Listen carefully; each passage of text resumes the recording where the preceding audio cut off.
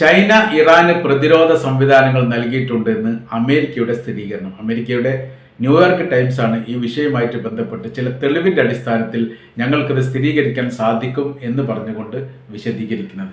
ഇതോടുകൂടി ഈ മേഖലയിൽ യുദ്ധവുമായിട്ട് ബന്ധപ്പെട്ട സ്ഥിതികൾ എങ്ങനെയാവും എന്നതിനെക്കുറിച്ചുള്ള പ്രത്യേകമായിരിക്കുന്ന ഒരു പഠനം അമേരിക്ക ആരംഭിച്ചിരിക്കുകയാണ്. പ്രതിരോധ സംവിധാനം കുറ്റമറ്റതാണ് ഈ ചൈനയുടേത് എന്ന് സ്ഥിരീകരിക്കപ്പെട്ടതാണ്. കാര്യം കഴിഞ്ഞ പ്രാവശ്യം ഇസ്രായേലും ഇറാനും തമ്മിൽ യുദ്ധം ഉണ്ടായിരുന്ന സമയത്തും ചൈനയുടെ പ്രതിരോധ സംവിധാനങ്ങൾ ഇറാൻ ഉപയോഗിച്ചിട്ടുണ്ട് എന്നുള്ള റിപ്പോർട്ട് പുറത്തു വന്നിട്ടുണ്ട്. ഇറാനും ഈ ചൈനയും അത് അംഗീകരിച്ചിട്ടില്ലെങ്കിൽ പോലും അതിൻ്റെ ഒരു സ്ഥിരീകരണ വിവരത്തിൻ്റെ ഭാഗത്ത് അത് വളരെ കൃത്യതയോടുകൂടി പറയുന്നുണ്ട്. ഇപ്പോഴത്തെ നിലവിലെ യുദ്ധസമാന സാഹചര്യത്തിലും ഏറെക്കുറെ അങ്ങനെയൊക്കെ തന്നെയാണ് വരാൻ പോകുന്നത് എന്നുള്ളതാണ്. അപ്പോൾ ഈ ഏതാനും ദിവസങ്ങൾക്ക് മുൻപ് ചൈനയുടെ വിദേശകാര്യമന്ത്രിയും ഇറാന്റെ വിദേശകാര്യമന്ത്രിയും ബീജിങ്ങിൽ വെച്ചൊരു ചർച്ച നടത്തിയിട്ടുണ്ട്. ആ ചർച്ചയിൽ ഈ യുദ്ധവുമായിട്ട് ബന്ധപ്പെട്ട കാര്യം തന്നെയാണ് പ്രധാനമായിരിക്കുന്ന വിഷയമായിട്ട് പറഞ്ഞത്. അതോടൊപ്പം തന്നെ മിഡിൽ ഈസ്റ്റിലേക്കുള്ള ചൈനയുടെ പ്രവേശനം അവർക്ക് വളരെ താല്പര്യമുള്ള ഒരു വിഷയമാണ്. മിഡിൽ ഈസ്റ്റിൽ ഒരു സൈനിക ബേസ് കാര്യങ്ങൾ ഉണ്ടാക്കുക എന്നുള്ളത്. അതിന് ആദ്യം അനുമതി നൽകിയത് യമനാണ്, ഒമാനാണ്. ഒമാൻ അതിന് അനുമതി നൽകാൻ കാര്യം അവർ പറഞ്ഞിരിക്കുന്നത് ഇങ്ങനെയാണ്. ജിദ്ദയിൽ വെച്ചിരിക്കുന്ന ഉച്ചകോടിയുമായിട്ട് ബന്ധപ്പെട്ട് ഇറാന്റെ അന്നത്തെ പ്രസിഡന്റ് ചില പ്രസ്താവനകൾ മുന്നോട്ട് വെച്ചിരുന്നു. അതിൽ അദ്ദേഹം പറഞ്ഞിരിക്കുന്ന കാര്യം, നിങ്ങളിപ്പോൾ പരിരക്ഷിക്കുന്നതും നിങ്ങൾ ഈ വിശ്വാസമാണ് അല്ലെങ്കിൽ സംരക്ഷിക്കുമെന്ന് വിശ്വസിക്കുന്ന വിഭാഗം നിങ്ങളെ ചതിക്കും. അവരൊരിക്കലും അത് നിങ്ങളെ സംരക്ഷിക്കാൻ വേണ്ടിയിട്ടല്ല വരുന്നത്. 3 തവണ ഇറാന്റെ പ്രസിഡന്റായിരിക്കുന്ന ഇബ്രാഹിം റൈസി ജിദ്ദ ഉച്ചകോടിയുമായിട്ട് ബന്ധപ്പെട്ട ചർച്ചയിൽ ആവർത്തിച്ച് പറഞ്ഞിരിക്കുന്ന കാര്യം ഇതാണ്. അതോടനുബന്ധിച്ച് ഒരു കാര്യം ഒമാന് മനസ്സിലായി, ഇത് ഒരു യാഥാർത്ഥ്യമാണ് എന്നത്.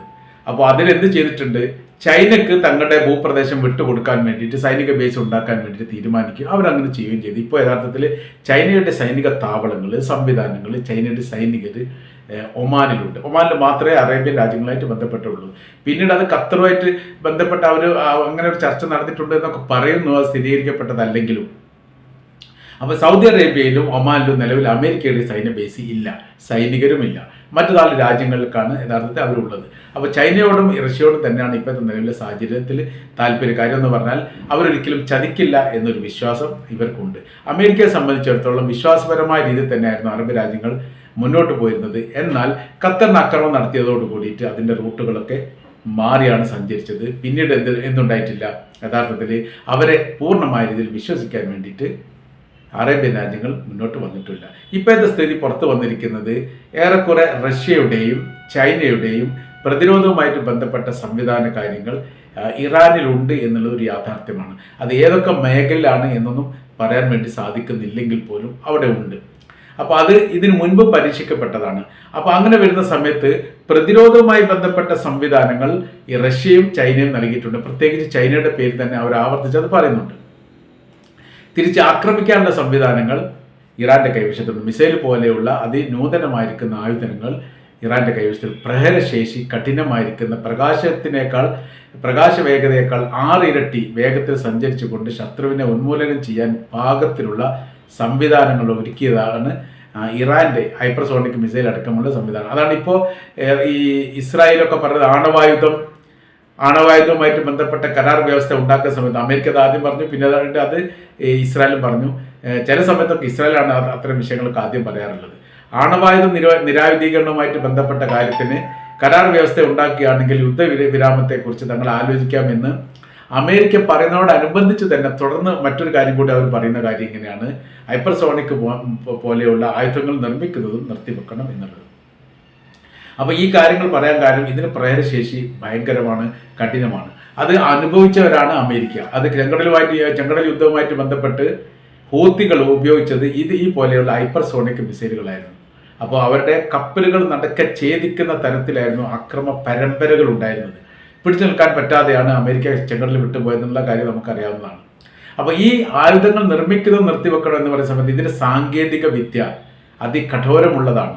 അത് എങ്ങനെയോ അവർക്ക് ചോർന്ന് കിട്ടിയിട്ടുണ്ട്, അല്ലെങ്കിൽ അത് അവർ വികസിപ്പിച്ചെടുത്തതാണ്. ഇത് പല ഘട്ടങ്ങളിൽ പല രാജ്യങ്ങളും ചോദിച്ചത് ഇതിൻ്റെ സാങ്കേതിക വിദ്യയുടെ രഹസ്യമായിട്ട് ബന്ധപ്പെട്ട കാര്യങ്ങൾ എങ്ങനെയാണെന്നുള്ളത്. അത് ഇറാൻ മറുപടി നൽകിയിട്ടുമില്ല. ഇറാന്റെ കൈവശത്തിൽ ആണവായുധം ഉണ്ടെങ്കിൽ അല്ലെങ്കിൽ ആണവായുധവുമായിട്ട് ബന്ധപ്പെട്ട സാങ്കേതിക വിദ്യ റഷ്യ നൽകിയതാണ് എന്നും പറയപ്പെട്ടിട്ടുണ്ട്. അത് യഥാർത്ഥത്തിൽ ഇവർക്ക് ഇസ്രായേൽ നൽകിയത് ഒന്നുകിൽ അമേരിക്കയാണ് അല്ലെങ്കിൽ ഫ്രാൻസ് ആണ്. രണ്ടാളും അങ്ങോട്ടും ഇങ്ങോട്ടും ഒക്കെ എറിഞ്ഞു കളിക്കാറുണ്ട്. ഞങ്ങളെല്ലാം അവരും ഇവരെല്ലാം അവരും ഒക്കെ അങ്ങോട്ടും ഇങ്ങോട്ട്.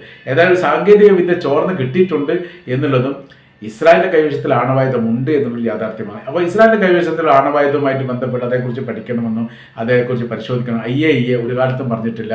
IAEAയോട് ഒരു കാലത്തും അമേരിക്ക നിർദ്ദേശിച്ചിട്ടില്ല. ഓരോരോ ദിവസവും ആണവായുധത്തിന്റെ എണ്ണം കൂട്ടിക്കൂട്ടി ഉണ്ടാക്കിക്കൊണ്ടിരിക്കുന്ന രാജ്യമാണ് അമേരിക്ക.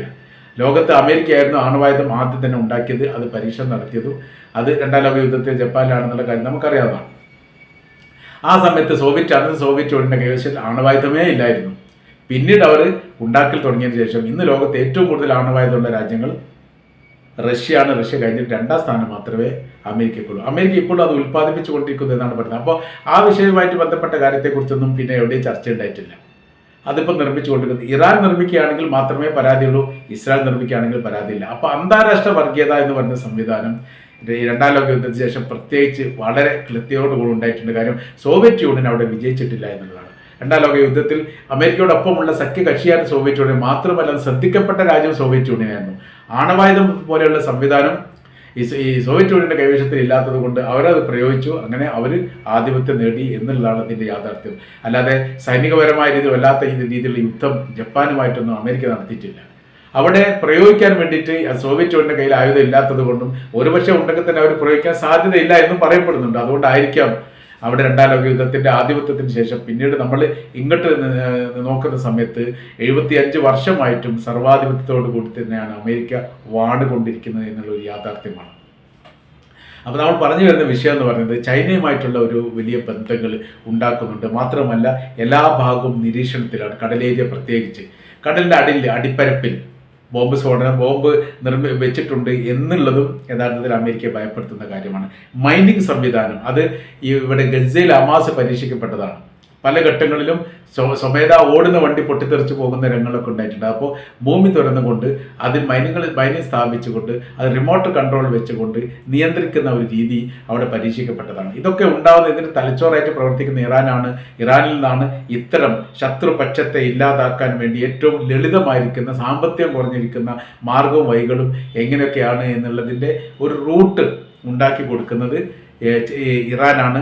അപ്പോൾ ഇറാനെ സംബന്ധിച്ചിടത്തോളം അങ്ങനെ ഉണ്ടാക്കി കൊടുക്കുന്ന തൊപ്പന്മാർ എന്ന രീതിയിൽ തന്നെ അവരുടെ കൈവശത്തിലുള്ളതിൻ്റെ ഒരു കൃത്യമായിരിക്കുന്ന വിവരങ്ങൾ കാണാനോ മനസ്സിലാക്കാനോ സാധിക്കാത്തതാണ് യഥാർത്ഥത്തിൽ ഇപ്പോൾ അമേരിക്കയ്ക്ക് പ്രയാസം ഉണ്ടാക്കിയിരിക്കുന്ന കാര്യം.